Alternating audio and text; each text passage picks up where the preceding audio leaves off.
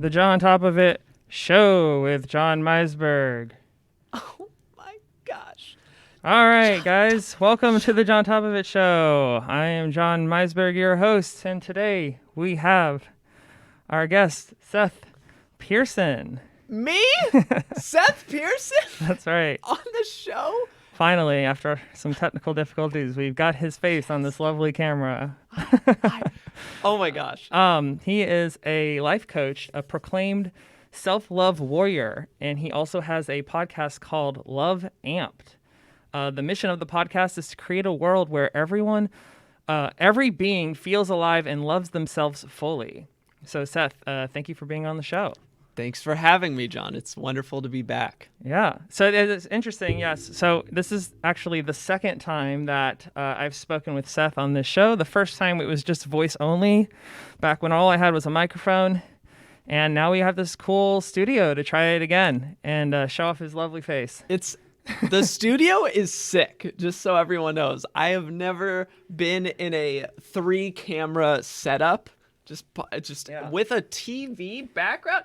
John is killing it right now. Like these beautiful lights, the lighting is great. I appreciate all the lovely compliments. Yeah. Thank you. Yeah. Well, I mean, they're just yeah. My parents, my wanna father-in-law, my mother-in-law, actually, they helped me basically create a curtain perimeter in my garage. And I was like, all right, if you put up enough curtains, nobody knows where you are. Yeah. But we're in a garage. We're in the garage. But so what? I mean, it works. So anyway, Seth, the first interview that I did with you, we talked about the really interesting topic of psychedelic crisis counseling at places like Burning Man and your experience with that. And if for those of you out there that did not hear that interview, go back and listen to my previous interview with Seth. It's very interesting. But today we are here to talk about something different. We're here to talk about mainly the concept of self-love and what you do as a life coach. So why don't we share about your experience with me about being a life coach? Yeah. Well, my experience in this moment is about transforming as many lives as possible in the most impactful ways. And what I've found is that it starts with changing one person's life, which is my own. Mm-hmm. And then doing that for one other person, and then repeating that till the end of time. So you're saying your inspiration for becoming a life coach was around some self-growth that you needed to work on, and then after having some success in that, realizing other people also could use some of this information that you've acquired, and like, how can I socialize that information and help more people feel the way that you're beginning to feel or have been feeling? Mm-hmm. Yeah, it was kind of after an awakening when I was 20 and feeling inner peace for the first time. It was actually while I was using a substance called MDMA, and I felt what it was like to talk to myself as though I was my own best friend, and like talking almost to the inner child, like the younger version of myself that needed care. I didn't realize that the negative thought patterns that I had were so intense. Mm-hmm. And as I was doing that transformational work on myself for the next, few years, it kind of, after touching upon that at 20, it kind of went away as something that I was going to focus on. But it was once I was around 24 or so, then I was really hunkering down and doing the work on myself. And it was almost in parallel that as I was improving my relationship with myself and growing and evolving really quickly, that there were kind of two big events that happened in my life. One was that my mom got cancer. And there's this whole experience that I have also, there's many other, I share this on my podcast as well. It's called Jean Pearson's Cancer Story. And she then went into very dark, deep depression and extreme anxiety. a lot of negative her inner world was very just dark. And I we eventually lost her to suicide. And so Oh, that was a big wake up call to like, whoa, like it's not just uh it's not just cancer. It was everything else around. It was the perfect storm. It was her, my parents' house was a mess. She was worried about finances. She was worried about the political situation of the world. She would read the news a lot and like yeah. let that get her down. She didn't feel as connected to like a spiritual like side of herself, and felt very lost in that. She wasn't very close with she wasn't living near me. And so like her son was in Washington while she was in Oregon. Like there's all these things that can add up to someone ending their life, and it doesn't always have to be that way. Yeah. And I'm not also, there's no shame in the fact that it happened, but like there are ways in which I can help others not get to that point So and the see to the next side. so the premise of this though is that if she potentially had been able to practice self-love more, that maybe she'd still be here. Potentially. Yeah. Yeah. And what's really important is to, for at least for me, the moment that the moment I got off the phone after I found out about it was that I made this pact with myself, which was that I will not be lost in the what ifs of like, what if I did this? What if I did this? Because then I foresaw that would like drive me crazy, that would lead me down the spiral of negativity. And then I also, the other pact that I kind of made with myself, the vow, if you will, was that I wouldn't let this ruin my life. And like since that moment, after finding out that she ended her life, like that's like helped me become even more of like who I am right now. Yeah. And so, we can that was huge, right? And then as I'm still working on myself throughout this, I actually kind of was in my first relationship, like first like romantic relationship where things were like, it was like a steady thing. And I eventually ended that relationship because this person had a really hard time loving themselves. And I didn't realize that how much that could like wreck a relationship, the self-sabotage that happens when someone doesn't love themselves it doesn't, not just romantic relationship, but all forms of relationships. So it then became like this, how can I help people like her without hurting myself, like being like a potential, like putting myself in danger, like of, not dangerous, it wasn't dangerous, but it's like emotionally, like Yeah. I was being a savior, a caretaker, all of that. I was losing myself. So Yeah. there's so many reasons that I see it out in the world now, why the world needs more self-love. Yeah. So it's like trying to find ways to help people without somehow neglecting yourself in the process, or somehow like maybe I know they say like half of who you are is who you hang out with. Like if you're around people that don't love themselves for too long, maybe you start to not love yourself. So it's like, how do I help people, but also not like end up contracting the virus of self-hatred? Yes, exactly. I've had to, like, this has actually been one of my most recent kind of more intentional pieces of work, is really looking at what relationships in my life nourish me. Mm-hmm. And that is something that I really want to invite someone that's listening, and watching right now, is to think about who in your life is actually like raising you up when you're with them, and who is like not just like going through a hard time, just some people go through hard times, but like who is like negative, like a negative person, like who always has problems and is never evolving from them. Yeah. Those people are not going to help you become the best person Yeah. that you can be. And it's hard. Yeah. It's hard to recognize that and like accept it and then let them go or transform the relationship. I'm not saying you have to let go of everyone. I'm just saying like, who's in alignment with your life? I think usually the people that stick around in your life that are negative like that tend to be family. Because you can't get rid of family. I mean, you can make the conscious choice that you're not going to have a relationship with them. But I think that's easier said than done. For sure. You know what I mean? There's a lot of there's been a time where it was probably it was probably a few months after my mom ended my life that I was just really recognizing how challenging it was to negotiate boundaries with my dad, because our relationship totally transformed after that. You know, it was just how could it not? Yeah, right. Yeah. It really changed when we did MDMA for the first time together.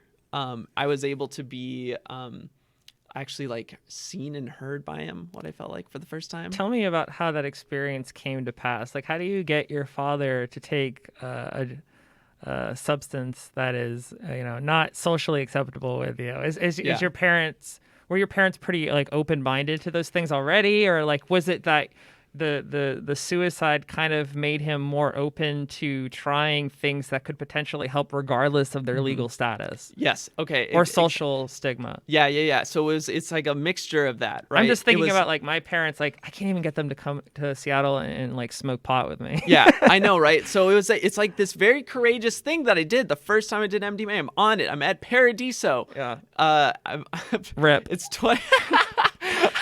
I'm 20 years old. I'm on it. And I remember having this thought that, holy crap, this is actively changing my life. And I want to share this with the world. And people that are in that share this with the world are my parents. And I could either choose to hide this for a long time, never tell them, who knows? Or I can tell them and be honest and open with who I am in the choices that I'm making in my life, and being courageous and knowing that they're not going to see it the same way I do right now. But like, if I'm living like a life of love and like pureness, and I am the one that is benefiting constantly from something like this, then I'm going to tell them about it. So I told them about it that day. I messaged them that while I'm on it. And I regret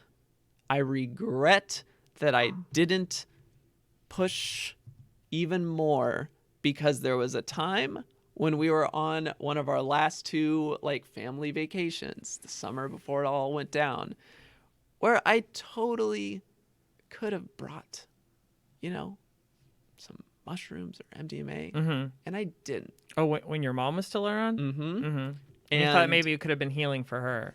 Yes. Or like used as a tool that could have somehow helped her work through some of the things that maybe she had been suppressing or bottling up. Exactly. Yeah. And that didn't happen.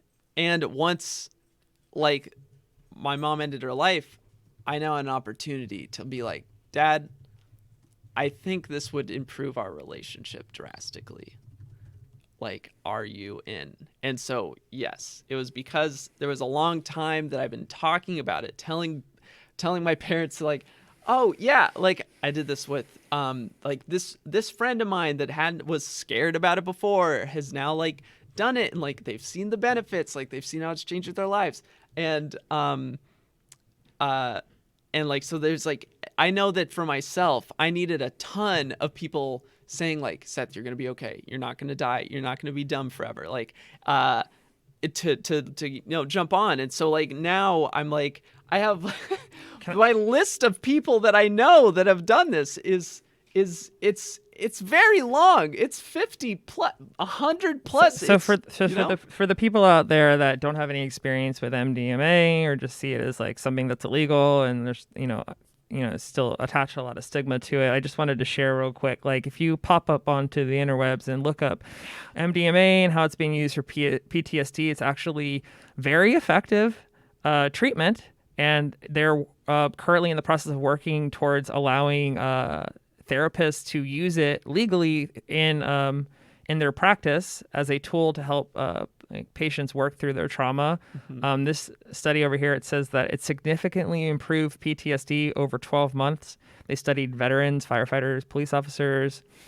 So it works.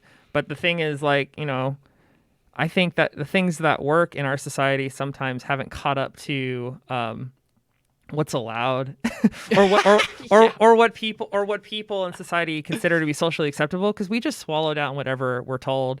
Like, oh, hey everyone, drink alcohol and smoke cigarettes, and that's what you're allowed to do, and just stick there. Just stay with that until you get sick enough that you have to pay How tons. ridiculous Yeah, is like that? yeah, everything else is bad. Just do the things that kill you. I just you want know? to, yeah, and I want to like be very clear. I don't drink alcohol. I don't have caffeine. I don't even smoke cannabis. I hardly do added sugar in my life. Like, I'm vegan. But it's like, and yet look at this, like, advocacy for like these kind of psychedelic substances. There's like something- seeing how there's a different flavor going on here. There's something to be said for using substances that can be used as a tool to better your life, right? And I think that's what we're getting at, is that there are certain substances out there that were really beneficial for you and your father, and MDMA was one of them. Yeah. And so I want to move on from the MDMA and getting, because how it merges into the coaching, like how that came to be from me, is that I noticed I became kind of more of a mentor for others. Like, Okay. for people that I noticed, it was a lot of people that would join the previous company that I helped co-found, and I was growing.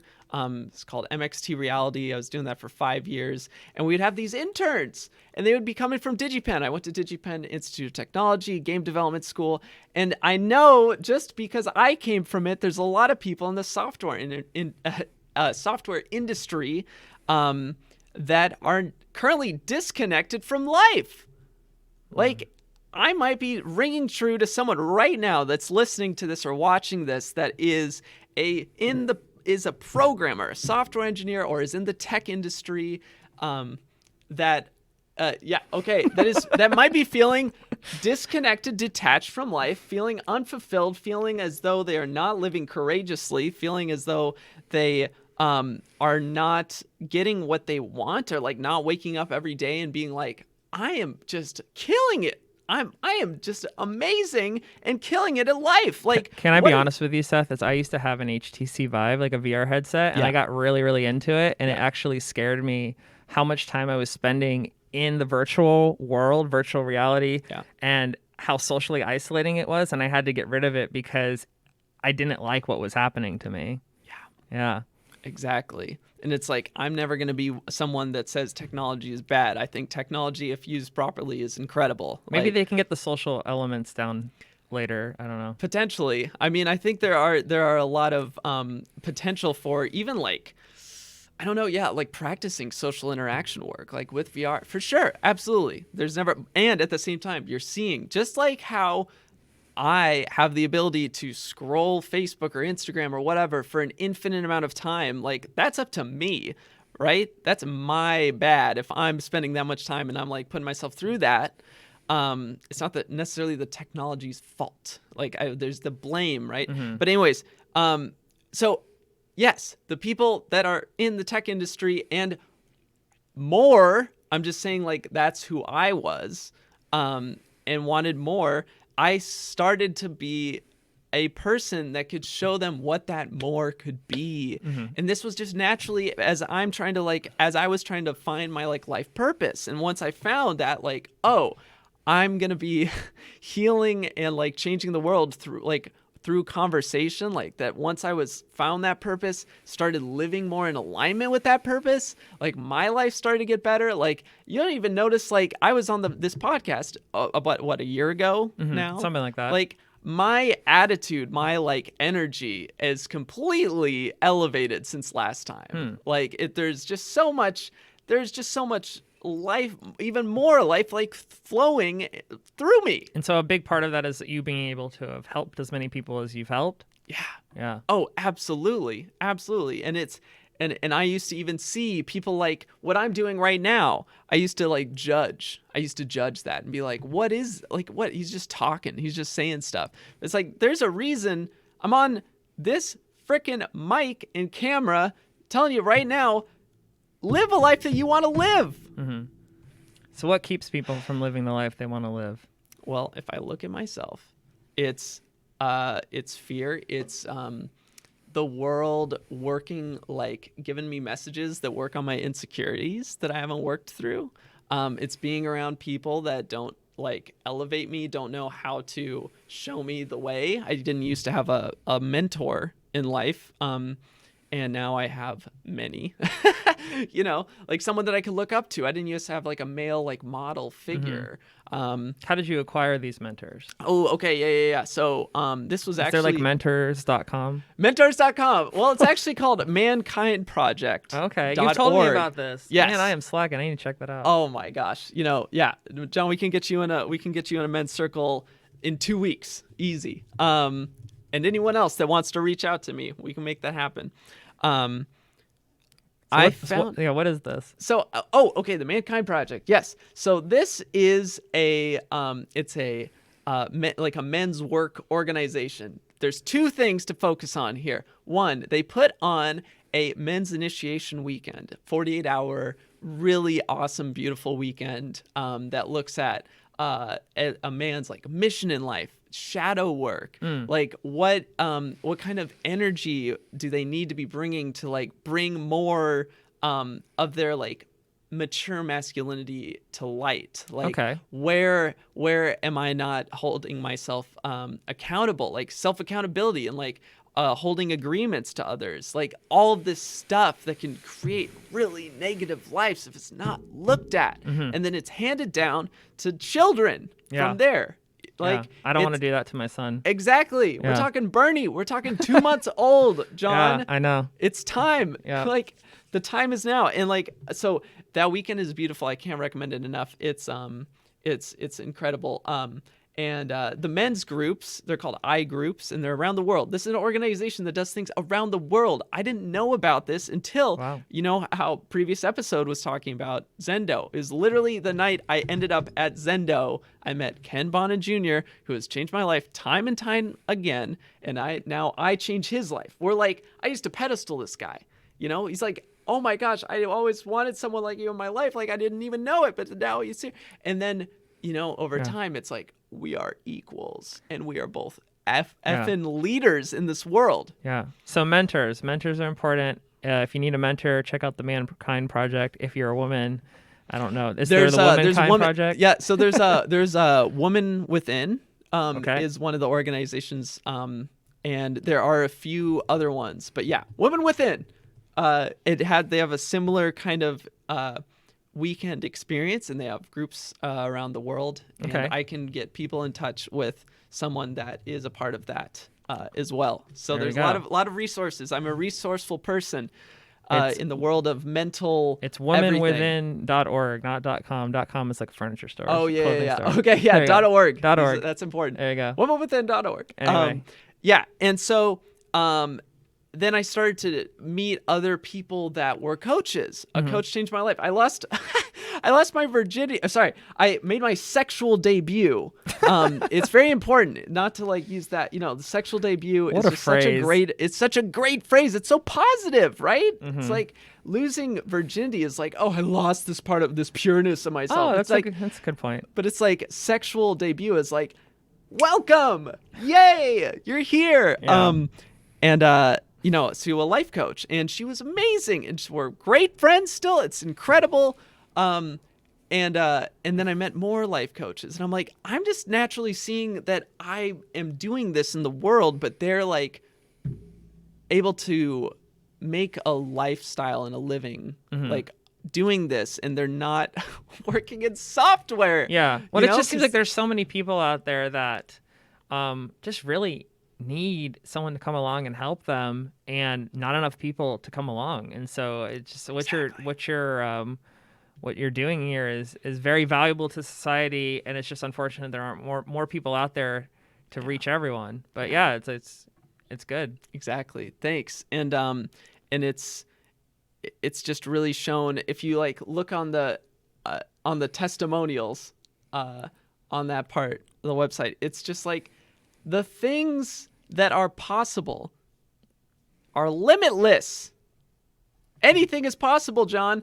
Like, who do you want to talk about? Okay, so Lewis H right here. Like, so who are these people? First of all, the people that you've coached. These are people that I've coached. Okay.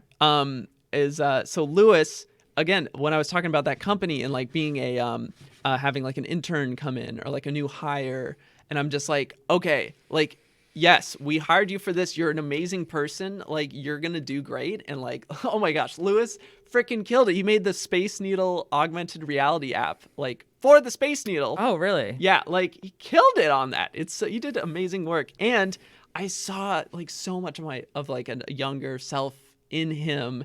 And I was like, Lewis, we're going to do a full, like, it's not just working in MXT reality for like a summer, it's like you're getting a full life, like upload, update. And so like, if you ever like talk with him, I've had him on the show too, he'll tell you more about what happened, but just the things that he says is like, he's completely changed his experience with love and how he loves other people and like how he believes in himself. So you gave him a fresh perspective and like new value set. Yeah. He used to be the caretaker, the savior for others. And like, he used to be like kind of in these relationships where he would just like throw himself at people just because he's like, oh, I know I can help them, but not like in a way of like, I can help this person and my life is like gonna grow and like be good and like I'm good. It's like, no, he like literally like enmesh and then like lose himself, and that I completely understand too. I used to do that as well.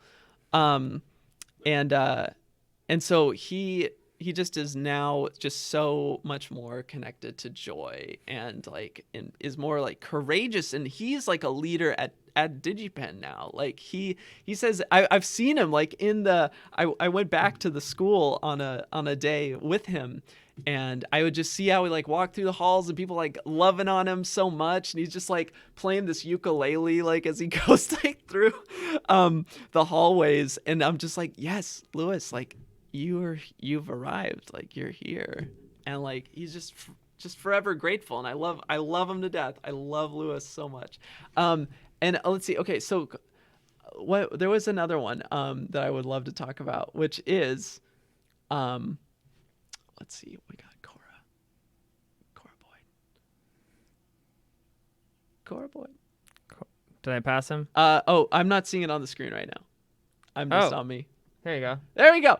Okay, so Cora is a really great example of, okay, so first of all, if y'all are living in Seattle, you don't know about Cora yet, and you're looking for specifically like relationship coaching too. Like, I mean, I'm just saying, like, there have been people that I've coached that did not have a partner before and now have a wife. So like, that's possible. But so you were a love coach, coaching a relationship coach. So it's coach on coach action. Yeah, and yeah, exactly. And what I've found is that as a coach, it's important to always have a coach. I have a coach right now. There you go. His name's Sean McCormick. He's amazing. He's an incredible man. And I'm very fortunate to get to call him a coach. He's amazing. So Cora she was about to record for a little segment for I believe the channel's called The Cut. And we had like a kind of like an intensive, more like night, like afternoon experience. And literally that weekend she recorded this video that is gone viral. It's like I think it's over 12 million views. Oh my God. Over 15. I'm not sure. Wow. It's a lot. It's on YouTube. And I think it's called like A Relationship Coach Matches, guesses who's hooking up with who. Something like that. You'll find it. You'll find it. Yeah.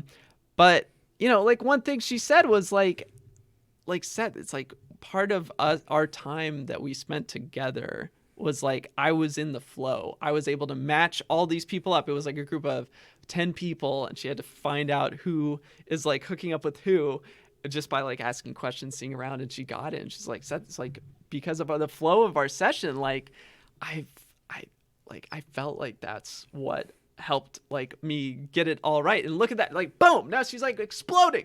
She's exploding in the world. Yeah. She's killing it. And so this is what I'm talking about. It's like people like bringing everyone up.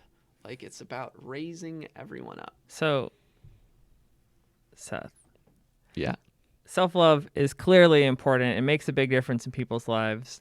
But a question that I've seen that you ask people, maybe like an icebreaker, that I want to like give you the chance to respond on this show is, why weren't we taught to love ourselves? Mm. So like, why is this something that so many people struggle with? Mm-hmm. I think it's Or are we like innately capable, but that life kind of like chips away at our ability, or like makes us forget like that we should more. Mm-hmm. Okay, so you're talking more in the general sense. Well, like, I just see that or just myself. In general sense, because Okay. I see that you ask this question a lot online. You say, "Why weren't we taught to love ourselves?" Yeah. Right? Yeah. Question It's mark. like why not? Yes. Like why not? But what do you mean by that? So I mean, What are you getting at? I'm getting at I had to I felt like I had to learn it on my own, and then or like initially like get like a kickstart. Yeah. And then find like so much support to like make it come to full fruition within myself. Okay. And work on myself all the time. And I think it's messaging. I know that there's like, oh man, it's like it's I feel like advertising teaches us that you shouldn't love yourself unless you buy this, unless you do this. yeah, for sure. I think there's a lot of that going on in society where like we grow up feeling like we are good enough, and then you get hit with, you're not skinny enough, you're not pretty enough, you're not smart enough. Like I think you're constantly like benchmarking yourself against everyone else around you. You're comparing yourself to others, and then you have messaging coming in from corporations on TV and the internet saying like, "Oh, do you have this problem?" And you're like, "I didn't even think it was a problem," but you're calling it a problem. You're like, "Do you have this problem? Well, if you want to solve it, you gotta do this. You gotta buy this." And so I think we're just bombarded with messaging from people and from our peers that like there's. Like this podcast, like, okay, how many people watch the podcast? I bet there's a podcast that has more people watching it. It's like there's constantly things like that going on in our minds where it's like if we don't stop and just focus on the wins and how and being grateful for like what we do right and what we do have and accepting that as a great thing. Yeah. Then it's like it's hard to really love ourselves, I guess. Yeah. So you're talking about that toxic comparison game that's out there. It's like schools. It's a real thing. It's school. It's how the grading system works. It's how it's how sports work. Yeah. It's how it's it's even like those that are like in the religious. There's like a lot of religious messaging of like shame. The message of shame is out there. If you're not living up to the things in like the Bible, for example, then like you're not perfect. You're not doing what you should be doing. Right. There's always like you're not good enough unless ... Yeah. But I mean, I was thinking like I have a son now, and when my son gets older, it's like I could teach him that all of this is bullshit, and you're perfect. Yeah. Don't listen to anyone. You're perfect. Yeah. Just keep doing you. Love yourself. But it's like he can hear that from me. But then he gets messaging from the rest of the world saying otherwise. It's like that's a hard uphill battle. Exactly, John. That's why we have to. That's why we need a life coach. That's why we need to do it now. That's why we need to. We need to like there's like it's a war on love. Is Get what I young. call it. So shame is huge. There's like people like as I was talking about like the societal messaging working on insecurities and being able to rattle people, like all of the stuff that's going on right now, John, like the virus, the Black Lives Matter movement, the political landscape, the election. There's and like literally don't need to get into any of that with and at the same time can say that look at the messaging that's behind a lot of this stuff is shame. Wait, what do you mean? Like all. Woo. Woo. What do you mean? I mean, the messages that I see about, I'll take the movement for the example, is if you are not doing this thing, then you're wrong. Same with the virus. Yeah. If you're not doing this thing, then you're wrong. Yeah. And you're bad. Yeah. In the election, it's not even, it's like whoever you vote for, Yeah. or if you don't vote for someone, you're wrong and bad. Yeah. That's all I need to say about that. Yeah. It's basically labeling people because of their inaction. Yeah. Okay. And so what I know for myself is that I I am the incarnation of love, and that I don't need to do anything in these categories Yeah. to prove that I am lovable, that I am smart, that I am caring, that I am a good person. Yeah. There's no qualification. Like you just, by divine creation, you are this. Yes. Yes. And the virus of all of those three categories is then taking it on as, oh, right, I better do something exactly like someone else said.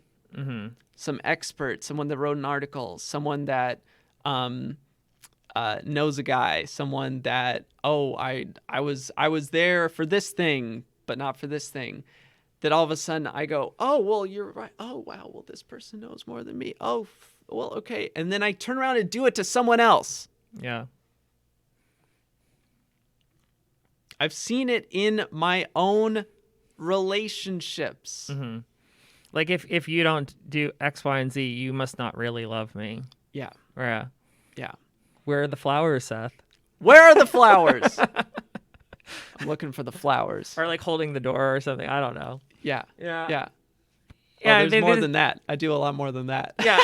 I'm just saying, like, yeah, some people have a checklist. Like, if you don't hit the checklist, then like then they label you as what you are. And I think that what you're saying is that innately we can be enough, we can be perfect, we can be lovable. That's not to say that we can't aspire to still want to help other people and do the right thing if it's kind of like an objective thing that it is the right thing. But I see your point. Yes. Exactly. Now, I know that we're going to get into this amazing course that you've created that people can go through. But before we do, I just thought, like, for the viewers out there that are watching this, and for the rebroadcast audience, I thought that maybe you're big about helping people love themselves. Are there some quick tips, some quick bullet points you just want to give them right now? Oh my gosh. Of yes. like, what could they start right now to do to make their life better? Yes. Okay. This is your platform. Oh my gosh. This is so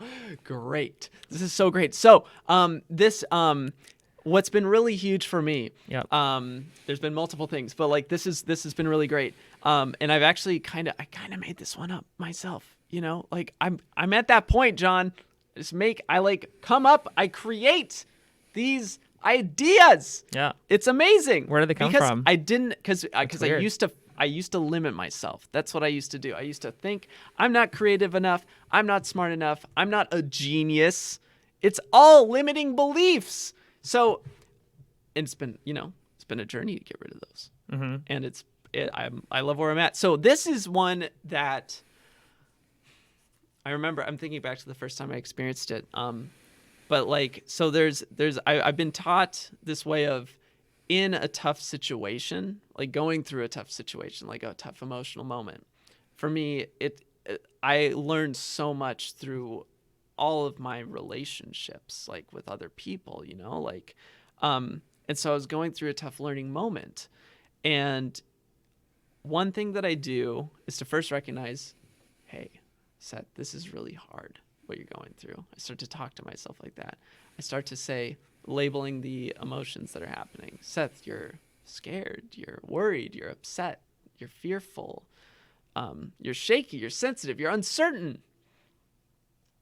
And it's been proven that labeling these emotions takes the power away from them. And so isn't that kind of like being aware of them? Yeah, exactly. Bringing awareness to them, because then they're not as scary. It's like, oh yeah, I am experiencing fear. I am experiencing shakiness, and from there, like putting a hand over the heart. like having this, like, just like when someone holds you and you feel good, duh.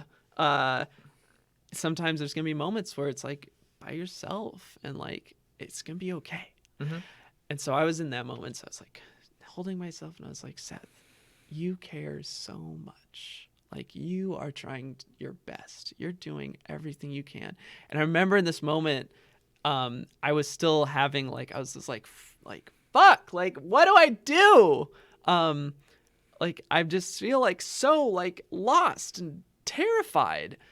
And I was sitting there in the bed, and I then began to call upon those in my life. I would literally think about my friend Adam Balk coming to me and saying, Seth, I see like you're going through a tough moment. Like, it's going to be okay. Like, I see that you and this other person, you're just having a tough moment, like, and you're both growing and you're both learning. And I remember at that point I started crying. I was just sobbing. I was just like, oh my God, Adam Balk is coming to save me.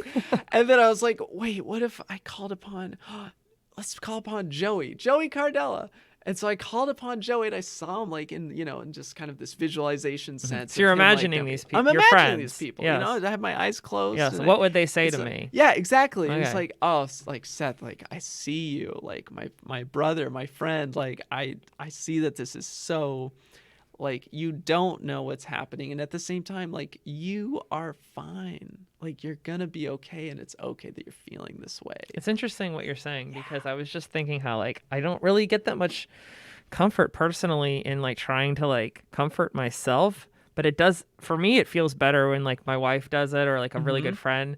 But if I close my eyes and I imagine like what would my friend say or my wife say in this situation, I feel like that is very comforting. And I recently just had a good friend of mine pass away, and like even without trying to do this, I've recently been hearing his voice in my mind, thinking like, what would he say in this situation to me? And I think that there's something very comforting about that. And I don't, but maybe that also gets at the question, like, I don't know if this is a generality or just me specifically, but why do I not feel as much comfort talking to myself, and I feel more comfort when it's somebody else talking to me? Why is that? Is it because I don't trust my opinion of myself enough, and another person's opinion means more to me? Like, what is that? I have like, I just weird. have some theories around that, which is, do you know what I'm getting at? Yeah. Oh, absolutely. I know exactly what you're talking about. And this is just almost like an idea, is that, John, do you think that we are all connected? Yes. I don't know how, but yeah. Okay. Do you think that we all came from the same thing? Probably. So your friend is a part of you. In some fashion, yeah. So you're actually able to talk to yourself through your friend. Or I'm able to talk to my friend through myself, you mean? Like yeah. It's that your friend is another experience of yourself. Yeah. I think I need to take some acid. I mean, this is just like one of those things that it's one of those things that like you can't really prove, so it requires like a leap of faith. But there does seem to feel some validity to what you're saying, is that like we're all interconnected in some way that we can't see, and perhaps there's more going on than just imagining it. I think that I don't like the idea of potentially anyone being able to like read my thoughts or something. Like I'm like afraid that like, really, I don't know, like it makes me a little paranoid to think like, oh, everyone's connected to me, but hopefully they don't know like everything that I'm thinking. I don't know. Oh, that sounds like some shame. That sounds like some shame. Well, I mean, how would you feel, Seth, if everyone could get inside your brain and know everything you were thinking at all times? There's no privacy. It would just feel a little weird. I wouldn't have to be on as many podcasts, and like find as many avenues to get the message out there. Yeah. But I mean, I see what you're saying. I have had experiences where I think about somebody and then I haven't talked to them in a while, and then they call me. So I mean, I do think that there's something going on there. I just don't know what it is. Oh yeah, my partner and I, we have recently, probably the last 2 months, we've been getting into each other's dreams. Like, especially when we are sleeping next to each other, and we get entangled as we sleep together. It's very cute. And we definitely like hop into each other's dreams. Weird. It's nuts. Huh. It's super nuts. But like, and so, my final point on that is that, so just as, okay, so saying we're working off the idea that we're all connected and that like you're like a part of me in this way, like, whoa, that's interesting. Or maybe we're all inside of a larger life form and that's how we can all interact somehow. Nice. I don't know. Nice. Who knows? Okay. Yeah. I mean, it works off of, I've been working off the idea that it was like, there's like the source of it all. Then the source created like love and goodness. And then like love and goodness created life. And then life created the universe, and we're in the universe. So there's like a lot of like outward layers that get us. I'm going to go back. It's very interesting. I'm going to go back and watch this interview and think about what you just said. Oh yeah. It's thought again.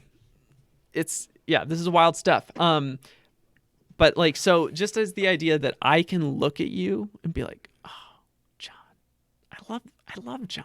Like, he's my friend. Like, I love John. Like, I get to see him. I get to hold him. I get to touch him. All that good stuff. There might just not be as much exposure to the idea of looking at oneself in the mirror and being like, wow, what a guy, what a human. Like, or like looking at one's own pictures and be like, God, looking so slick in that photo, and like, look at all this cool stuff I do. So you're saying we spend all this time admiring other people and not enough time admiring ourselves. Exactly. Perhaps. Yeah. Maybe some people admire themselves too much, like Trump or something. Well, I mean, and here's the thing. Like, if you look at that, I think there's a difference between narcissism and I'm not diagnosing Trump. I don't have like an opinion on exactly what that is of that person.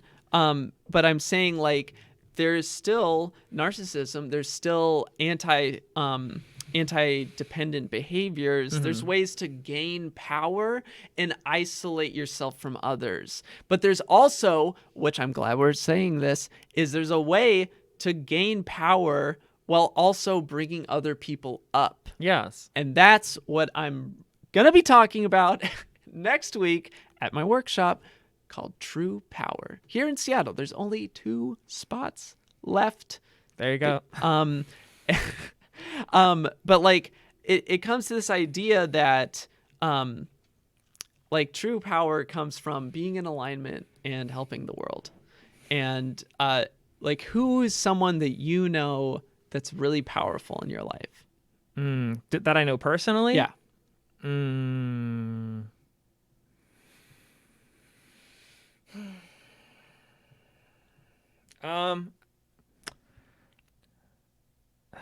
Powerful in what way? Like, it could be like, there we go. I mean, it's a kind of a subjective term. Okay. I mean, what is your definition of power? somebody that has a lot of influence. Okay. Yeah. Let's work off of that definition. I have this friend, his name's Tyler Shields, and he is a celebrity fashion photographer out in Los Angeles, and he gets to work with pretty like all the A-lister people, and he can basically kind of use them as his artist. Like, he has like a canvas, and he's like creating any kind of art he wants with all these like celebrities, and he's able to like reach a lot of people through what he does, and he does I don't know, I just think it's but see, at the same time, I kind of don't like my definition of what power is, because whether you can reach 1 million people or if you can reach one person, I think that there's a lot of value in still reaching that one person. You know what I mean? So I kind of think that's a toxic mentality to think like, oh, you have to be able to reach the most people possible in order to have power. Like, even if we are talking and we reach one person right now, I think that there's a lot of power in that. Beautiful. Even if no one listens to this and it's just you and me having this conversation, there's a lot of power in this. And I think it's toxic to like get into the comparison of like, there we go. Yeah. Anyway, I don't know. I really admire Nicole's father, my wife's father. Like, he's a handyman, and he can do like pretty much any problem that you have, he can fix it. Yeah. So like little things like that, I'm like, wow, like that's incredible. How does he know how to do everything?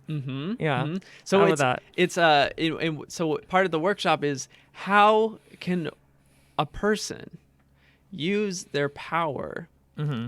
in a like positive, aligned way to level up oneself and everyone around them, to create a better life for oneself Yeah. and one's community Yeah.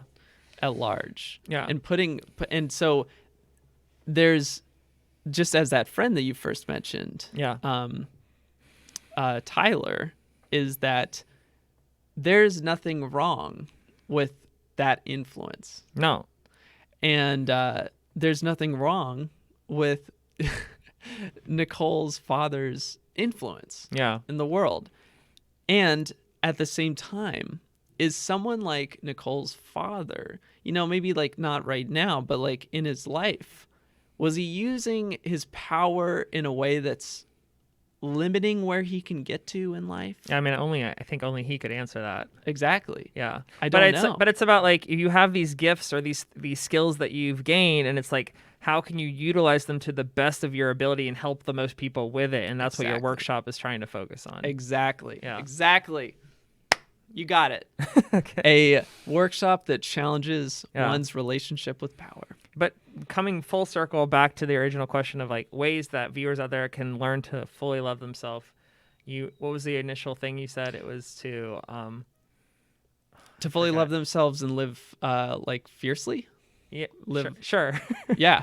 Yeah, like, but what would some quick like tips of like what would you say to a viewer out there of how they could learn to fully love themselves? Oh, okay. Because we were talking about well, full disclosure, like I looked up like what people were saying online about this, and like there was like this quick list of little blurbs people were saying, like, oh, you need to learn to forgive yourself, accept yourself, know yourself, take full responsibility for your life, honor yourself, nurture and strengthen yourself. But all these things, they sound like it's easier said than done.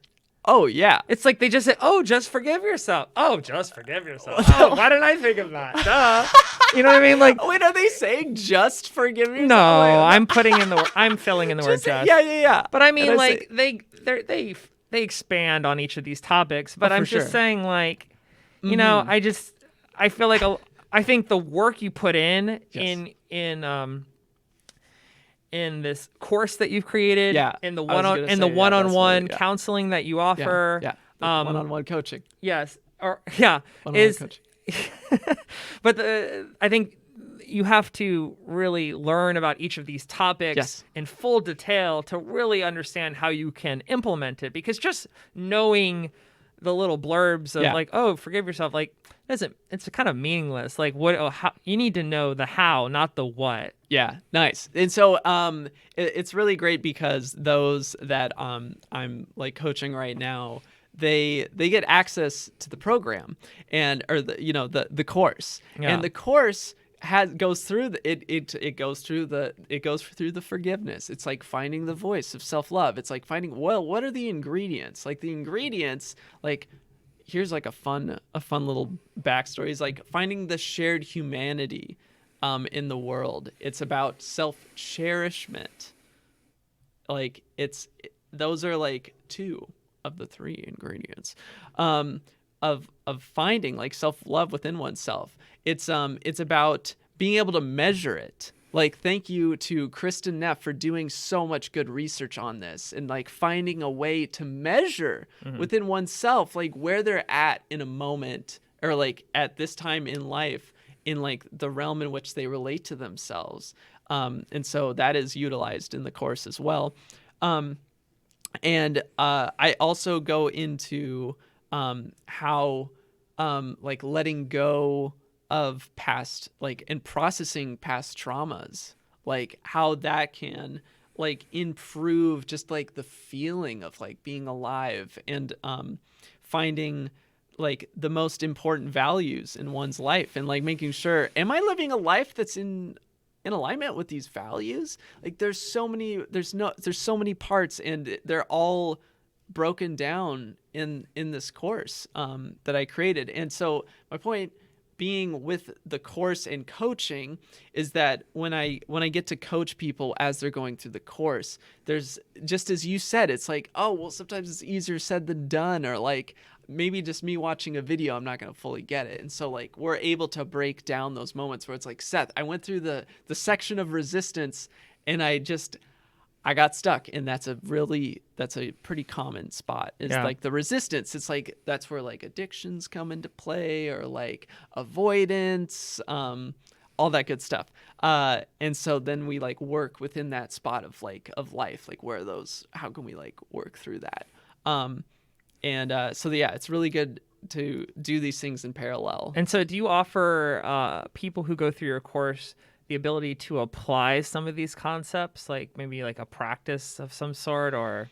Oh, absolutely. Yeah. When coaching one-on-one, we'll have homework, and like I can help hold these people accountable to doing what they said they were going to do, and making sure that they are working on the things that they know they want to be working on. I guess what I meant when I say that is like, I was thinking back more to, I can go on the internet and I can read about, oh, this is what you're supposed to do, this is how you do it.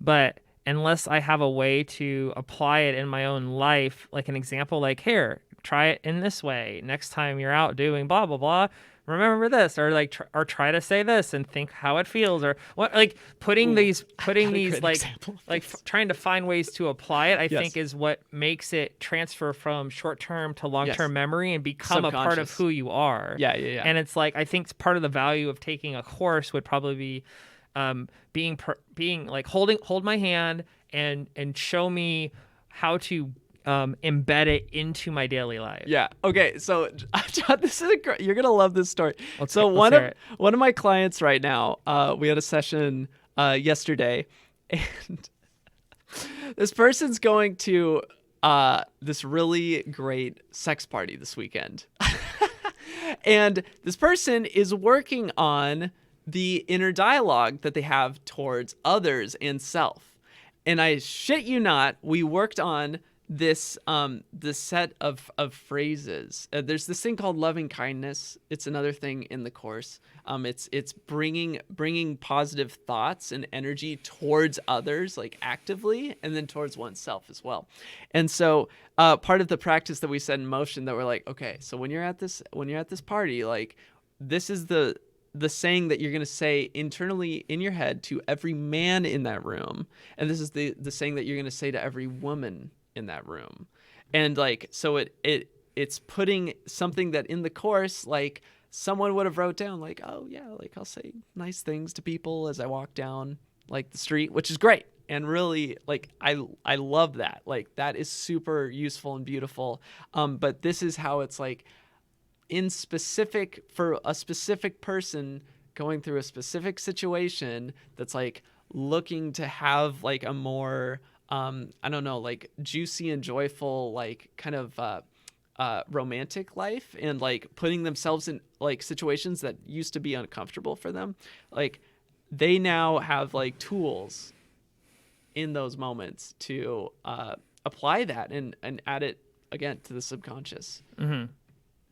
Well, and so you feel like people that have people, first of all, have people gone through this course already? Yeah, there's like, I think there's over, it's like 18 or 20 people now are like in it. And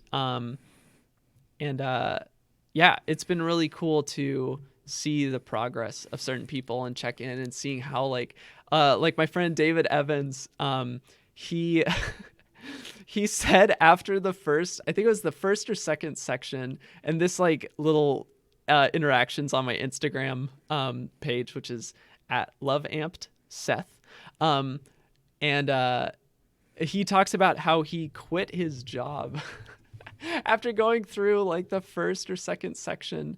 He said it was a big influence for him, because he just realized like, oh, what I'm not enjoying right now, or what is in my way of enjoying my life fully and doing the things that I'm actually putting a lot of time into outside of work, I can do that right now. Yeah. And so, yeah, it's like, because I was not sure how my life would be affected by coaching, like how big like my life could be or that I could dream, like others are finding that through this work. They're finding that anything is possible. Yeah. Like the So same person. you're helping people to understand that that some things don't have to stay dreams. Yeah. That like you can make those dreams a reality, and if you just believe in yourself, you can do it. Yeah. It's like so obvious, right? Well, I think some people just need to work on their self-esteem. It's just like they think, well, like, yeah, other people do that, but I can't. Yeah, and that's like a really important distinction, is saying that like self-love isn't self-esteem. Like that they're different things. Like what's the difference? So yeah, self-esteem kind of requires making comparisons to others. It requires like achievement. It requires being able to hold oneself up and be perfect. If there's like a focus on perfection with self-esteem.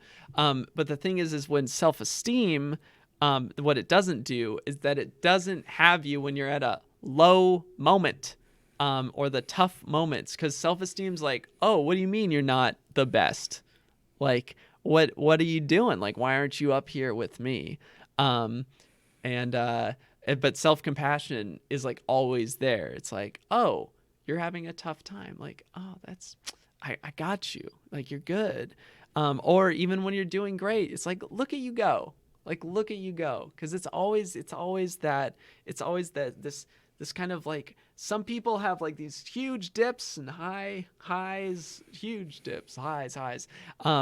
And like, that is when this like self-esteem like just like drops you off at the bus stop. Yeah. Those are rough moments. Yeah. And then, but it's like when it's up here, it's like, oh yes, look at you. And now look at how much better you are than other people. Like, yeah, there's all that but stuff. That's toxic too. And that's super toxic too. And self-compassion is just like, hey buddy, like, that's really hard. Well, wow, look at you go. That's really hard. And then it like eventually gets to this point where it's like, yeah, yeah.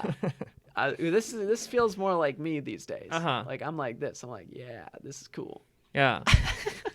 You feel more like balanced. I feel maybe it's like you feel more balanced, but also you feel more like you can look at the highs and look at the lows and just kind of like put them into place instead of like letting them control you. Exactly. And I think those thoughts that like you were just talking about, like dream your dreams, like live your dreams. Like, I don't know about you, but I like had some messaging back in the day that made me think like, oh, well, don't be doing too well because other people have it harder than you. And around this, I think there can be this toxic tornado of like sacrificing and caretaking for others. They're like, oh, less fortunate, like that are, and then just being sucked downwards.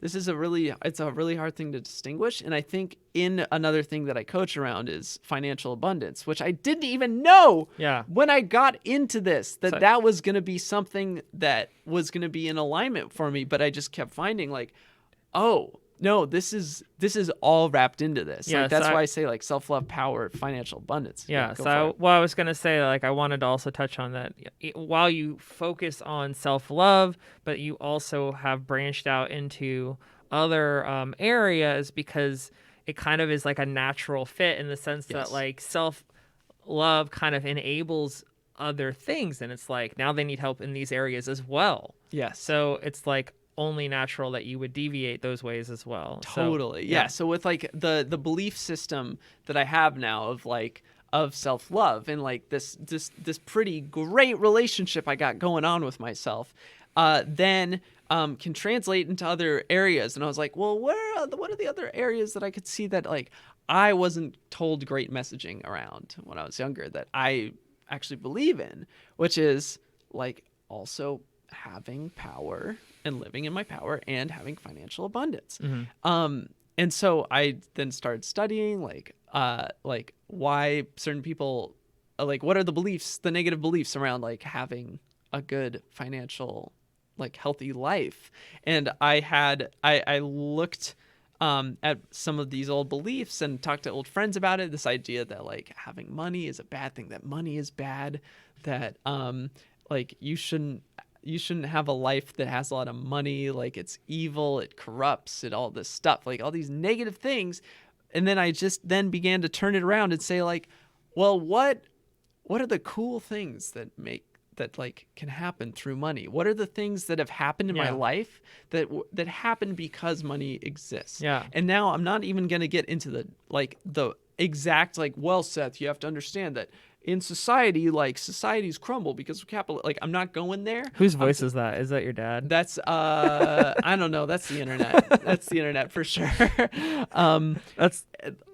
That's like a 1950s school teacher to me. Now, Seth, before you have your cereal, you have to understand that capitalism's going to crumble this world. And I go, thanks, Dad. I'm just 6, so like. Is that I'm the title sure. of your new book? Yeah. Now, Seth, before you have your cereal. Before you have your cereal.